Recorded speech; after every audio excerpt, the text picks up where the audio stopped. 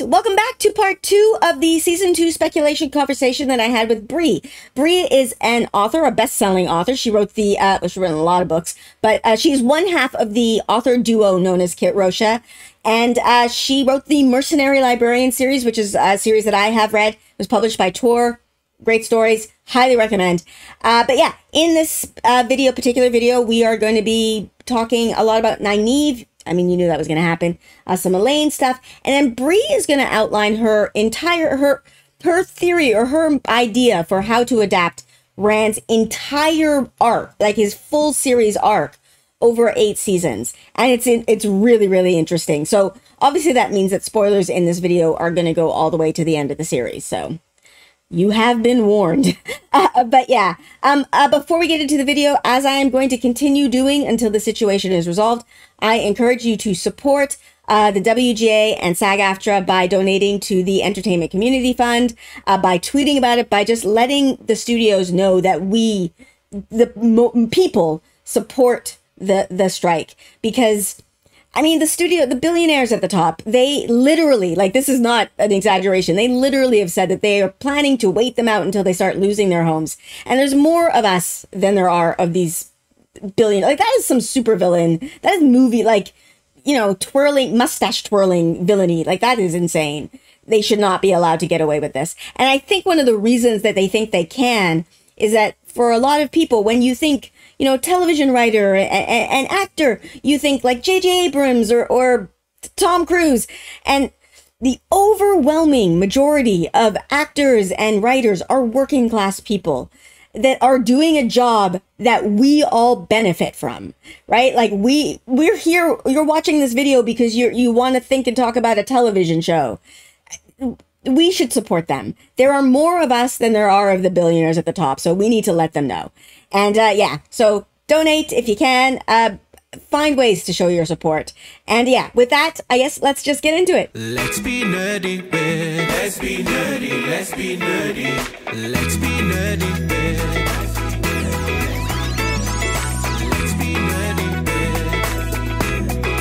Let's be nerdy. Let's be nerdy with. But there's so many theories. Okay, so we've touched on Logain. What? Okay, yes. What other things are you predicting? Accepted test.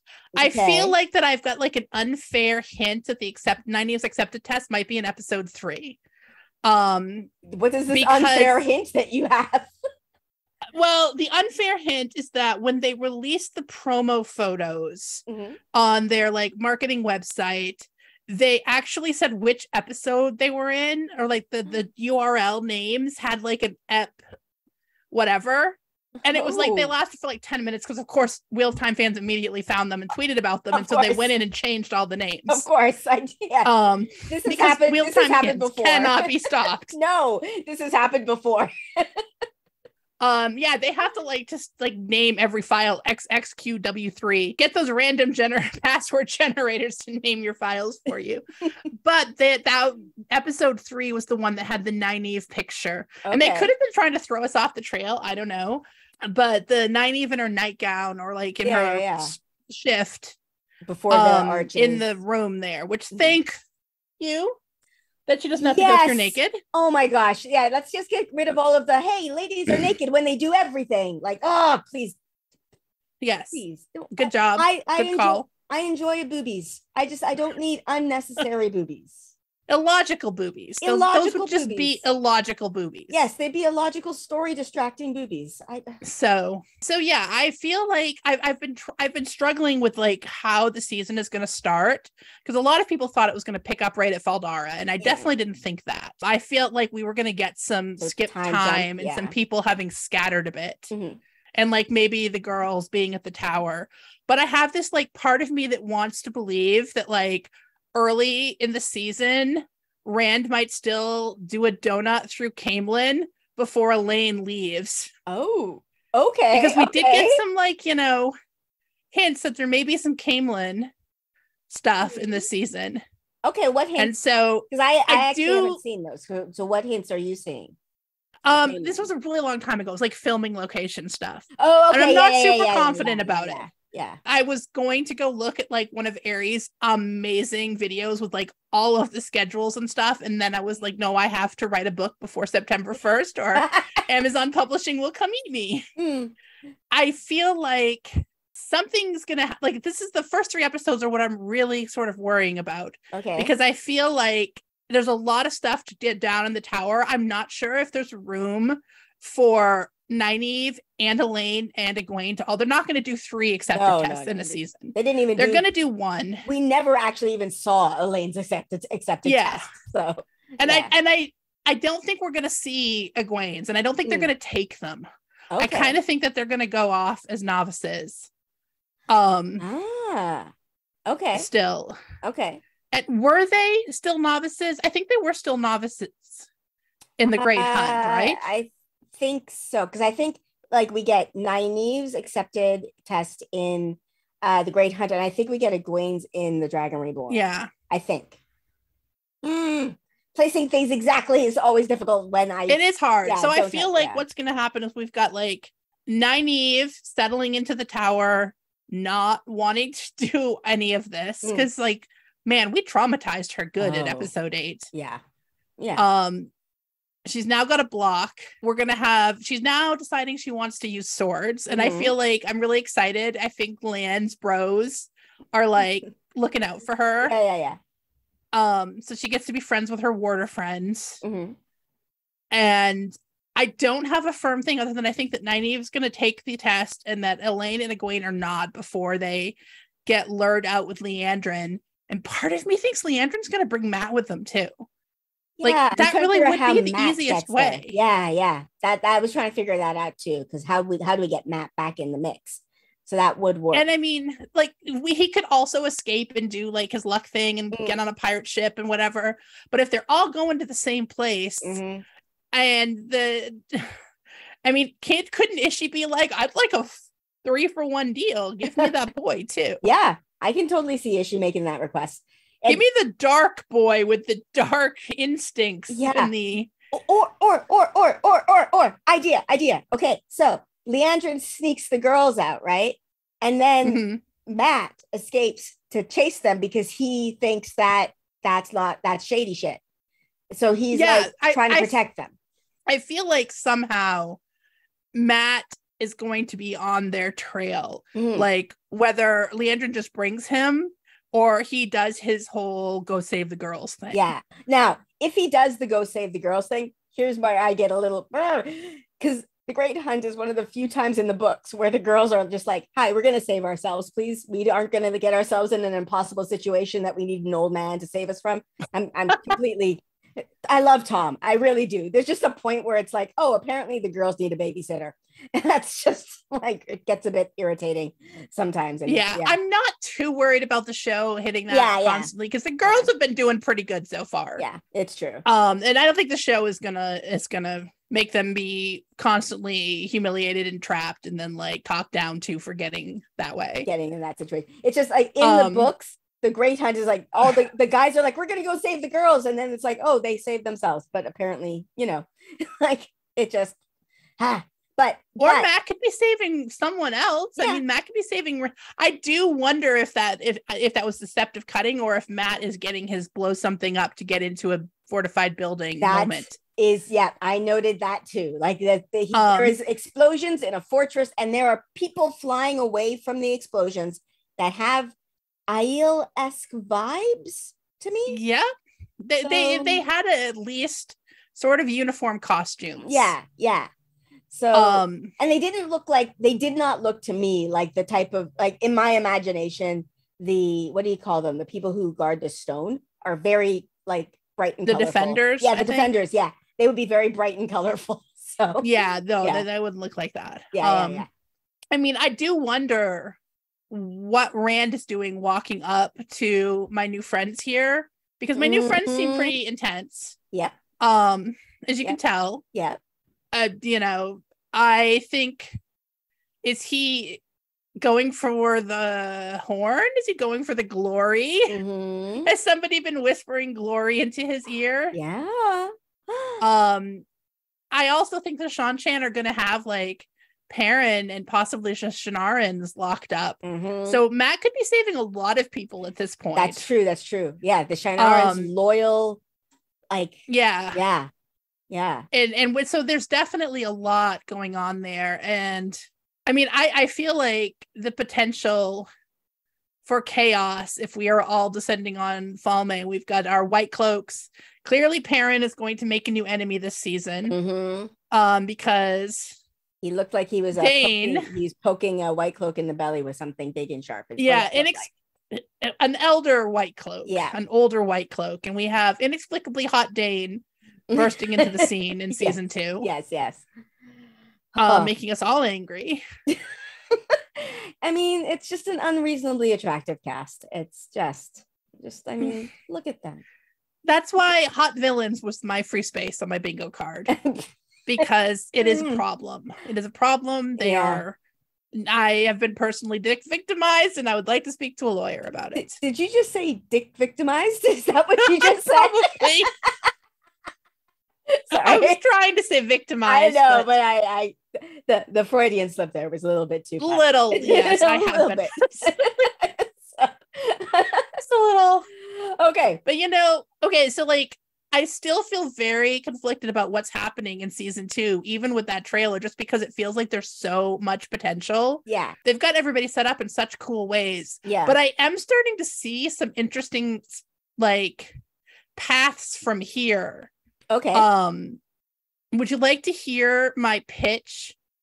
This is my Rand's arc pitch. Please give it to me. For the entire series. So like entire series spoilers. All right, give me your pitch. Give it to me. Okay. I'm gonna go I gotta pull it up here because I want to make sure that I have not forgotten how it goes. So this is sort of a controversial one because a lot of people have different ideas of like what midpoints would be. But my idea is that like season 2 ends on Falme. Okay. And we've got all that down. We've blown the horn. The heroes have come back. All chaos. Okay. And Rand is hanging out with the Aiel. Are Falme and Tyr combined, or? I don't think so. No. Okay. Like this is my pitch. Okay. Like I'm not confident about this, but if I were going to rework Rand's arc into like 8 seasons, okay, this is sort of how I would do it. I would have season 3 have him go to the waste with the Aiel. Okay. And I would have that whole thing be him being embraced as the Karakarn, learning like all of the past and the history. And like have season 3 end with the big battle where he is like declared the Karakarn, and now he's like got his history of like who he really was and his family and his backstory behind him, and he has an army. Right. He has an army of people who are devoted to him, and he's headed back to the Westlands. And like that's how we end season 3. Okay. And then season 4, Rand and the Aiel make the Stone of Tyr fall in a way that is not just everybody was burgling one night. Oh, okay. So they actually sack the frickin' Stone of Tyr. Instead of Cairhien, they march, because I think we're going to burn Cairhien half down in season 2, honestly. I feel like we are. Yes, we don't need to burn Cairhien twice. Poor Cairhien.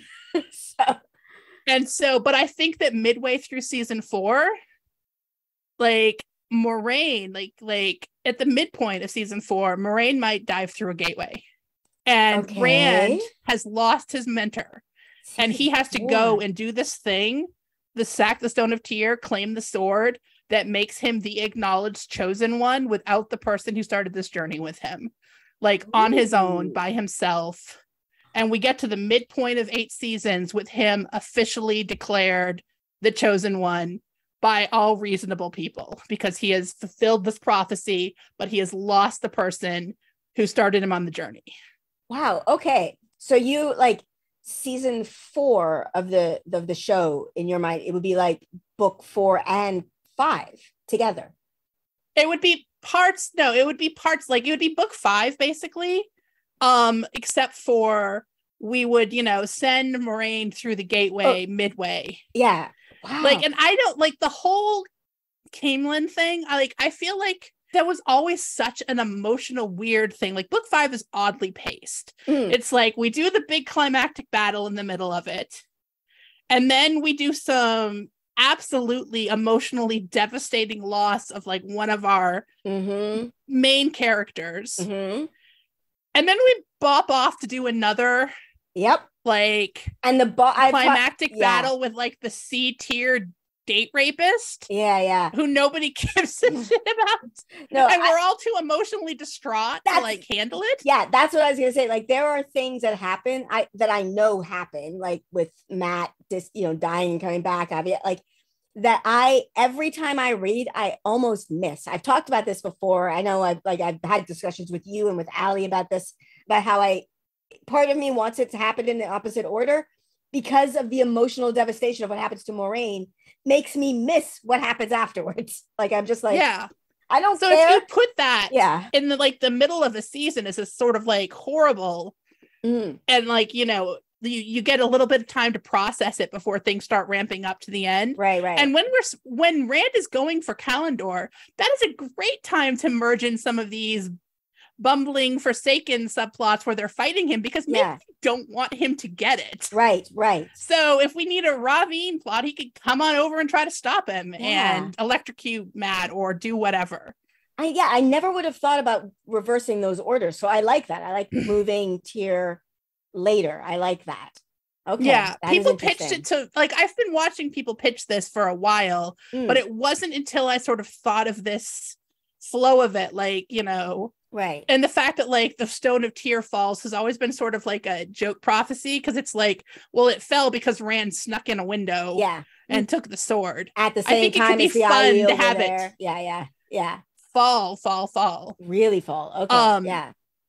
And then so Rand has to go into season 5 without his mentor, now with the weight of the frickin' world on his shoulders. And I feel like that is the perfect way to spiral down to a Do Might As Well's finale. And then season 6 is just Express Train to Dark Rand. Yep. We got ourselves a Dark Rand there. Okay. And like whatever absolute low point you need to have him have, almost killing his father, whatever, halfway through season 7. And then he gets to climb back up and end season 7 on his Veins of Gold moment. Okay, yeah. And then we're jumping on the horse to the last battle. Okay.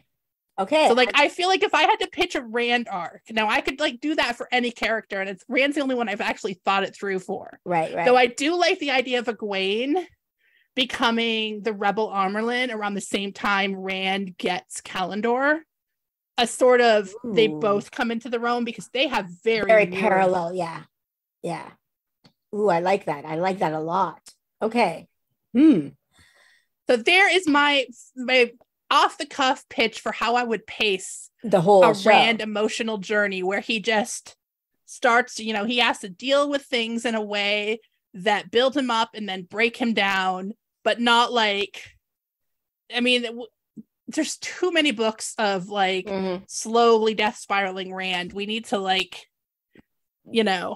We need to pace that so that he's going downhill, and then we get to the dark place, and then we have a good turnaround. Yeah, I like that. I like your pacing. That's a cool take on that. Now, I'm going to rewind us back a bit. You were saying that the shot of Nynaeve going into her accepted test, they had labeled that episode 3. That completely, honestly, changes my perspective on what they're going to do with that storyline, because I was thinking, I don't know, I was literally just paralleling book 2 and 3 into season 2 and dividing it in half. So I was like, okay, first 4 or 5 episodes, Great Hunt, last couple episodes. Oh, no. I think they're... Yeah, not at all. I don't think so, especially if that's episode 3, because like okay. No, I'm pretty sure that Leandrin's taken them on a field trip in episode 4. If Egwene doesn't get kidnapped in episode 4, I'd be shocked. And then like rescued at the end. Yeah, I think it's going to be very, very late, because and it makes sense though, because like Rand is missing from book 3, Moraine is missing from book 2. They're really, and they have a very similar structure, which is basically everybody goes out, faces some bad guys, does some side plots, looks for some MacGuffins, and then like meets together to do the big battle. Boom. Yeah. So what we need is not the same MacGuffins. Like Mhm. some of them are going to go chase the horn, which is a season 2 plot. Yeah. Some of them are going to, you know, go deeper into Rand's. I mean, I feel like Rand's season 2 thing is going to be some mild acceptance that this isn't over, plus whatever his new girlfriend's teaching him. Mhm. I'm really excited to see an adult relationship, like a Rand who has had adult relationships Yep. with women before, Yep. dealing with Celine. Oh, that's going to be interesting. Yeah, just like Because like this is not, oh no, look at her ankle, I'm going to blush, Rand. yeah. This is Rand who's boned. Yep. Okay. This is Rand. He's seen a naked lady. So, Yeah. you know, yes. It's a Um different dynamic for sure. yeah, I'm interested. I feel like there's gonna be it's gonna be a lot messier and darker, but like ultimately way more interesting Yeah. relationship between the two of them, a dynamic. Yeah. Now, I have a question for you. Just again, I'm going to keep it because it's Nynaeve. I'm going to keep bringing it back to Nynaeve. But in all of the shots, and it's a trailer, right? We're not seeing everything, but I have not seen Nynaeve in any of the shots that have to do with the Shan-Chan. Like when you know, there's explosions happening, we see Elaine running behind Egwene. We see Egwene. Oh God, that storyline's going to kill me. There is some speculation I have seen about maybe Nynaeve isn't going to go with them and she will be following too, which would be interesting. Like I could see her and Matt maybe following together. Like she scoops him up and they go together. But I don't know. What are your thoughts? Because that was something I was thinking. Like if Egwene and Elaine go off, maybe like episode 2, and then, or I don't know. I'm literally spitballing this here right now. What are your thoughts on that? So for story reasons, like if we think about what makes sense for the story, I mean, like they could twist it anyway. Like for the purported reason that Liandrin is bringing them, it's to get the strong ladies who might be allied with Rand out of the way. Exactly. And so bringing Elaine does not make much sense, and not bringing Nynaeve makes no sense. Yeah. But it could be a different reason. Like we're not bound to that. So it really depends on that. I feel like Nynaeve is probably going. I feel like they're not showing us that because they don't want to give away. Like whatever Nynaeve does is going to be another fucking god bomb, and they don't want to give those away because those have statistically, people love the Nynaeve moments. They really do. Like if you watch the non-reader stuff when she did the healing and then again in the ways, that is like the people love that. So I don't think they're going to give away whatever. One of the crazy awesome stuff. One of the non-readers that I reactions I watched still think she might be the dragon. They're like, I think that they're lying to us. I still think it's her. I mean, are they wrong? I mean, the only things that are impossible to do with the power are things Nynaeve hasn't tried hard enough to do. Exactly. So just point her at it. She'll figure it out. Yeah. So I think she's probably going to be with them. I think they're showing us a lot of her accepted test. Yes. Because it's like impressive and crazy. And they did give us like a tiny glimpse of another one of those big, we saw one explosions in her accepted test. Like, because that was clearly so it's possible. Like, I mean, I can see anything. I can see a lot of things. I feel like she's going to end up there because I'm trying to think if I can like see a reason that, because she's so antagonistic towards the tower. And also if like everybody else is gone on field trips, I'm not sure there would be anyone there to play her against. And if she was chasing them, that feels like sort of a repeat of season 1, like Nynaeve chasing after the ducklings, which is not bad. I mean, Nynaeve would chase after the ducklings. She would definitely chase after the ducklings. But because one of the things that occurred to me when I was like slowing down and watching the trailer was I don't know, this should have occurred to me before, but it hadn't. Elaine in the books going always felt a bit weird, but she had met Rand, right? Like she was already obsessed with the weird redhead who fell in her garden. It's, you know, probably the first non-noble boy she'd ever met, and he was handsome and he fell in her garden. He's a little lost bird. She wants to, you know, whatever. In the book, she hasn't met him yet. So it's in the show. I should say. She hasn't met him yet. So it's a little weird her going. It does feel kind of Elaine to be like, oh, you're going on an adventure? Me too. Like that does kind of feel Elaine-y. But it also, I don't know, it kind of stretches credulity a bit to be like, yes, I am the queen's daughter here to do my duty. Oh, you're leaving? Fun. Like it seems a little weird. Do you have any thoughts on why? I think it's going to depend. I mean, there's part of me that like can see a way that like early on Rand could still do a Camelin flyby and hit Elaine. That's right. You did say that. And then there was all that rumor that Shora was on set for the very early season. And I mean, I'm just saying, if a Shora Alida wants to show up at the tower in episode 2 with the daughter heir, I won't be mad. No. I am not mad at a Shora Alida. Shorelida. Yeah. So yeah. I am not mad. I have no issues being attracted to Alida. That doesn't bother. That might freak some people out, but it doesn't bother me in just slightest. I thought about those rumors and I thought, yeah, I mean, she could check out Rand, who is just running, and it's not like Camelin and Kyrian are that far apart. No, so true. like, yeah, it's true. You know, he could be bopping through one on his way to the other and maybe meet a princess. And then they could show up at the White Tower. That's true. Because we also did have, and this is a leak, I don't know how much you talk about leaks, but there was a leak of a actress who was said to be playing Lenny. Oh, I haven't. And they had actually like her in costume. Like she posted a picture of herself in costume somewhere. I think I missed that entirely. It may have gotten scrubbed, but it is stuck in the back of my head as like, maybe they're going to do a little Camelin. And like, because I do think it makes sense for Elaine to meet Rand before the end of the season. Okay. Because that I don't think it's necessary, but I think it sets some stuff up a little better. Yeah. Oh, of course. Because that was what I was like, it does feel like an Elaine thing to do. Like the Elaine that I know, having read all 14 books, would be like, oh, you're going on an adventure? Please, I want to go on an adventure. But the Elaine, like when you're just meeting her, you're just meeting her and she's just the princess in the tower, it does feel a little strange that she would just join them. I think here's another thing. Did you pay attention to the body language in that exchange? Where because I mean, this was like one of Elaine's only appearances. If you really watch closely, and I did, Egwene is sort of like, what the fuck? I mean, what I took away from this was that Egwene was going, why the fuck are you questioning whether or not I would like go help my friends? What is wrong with you?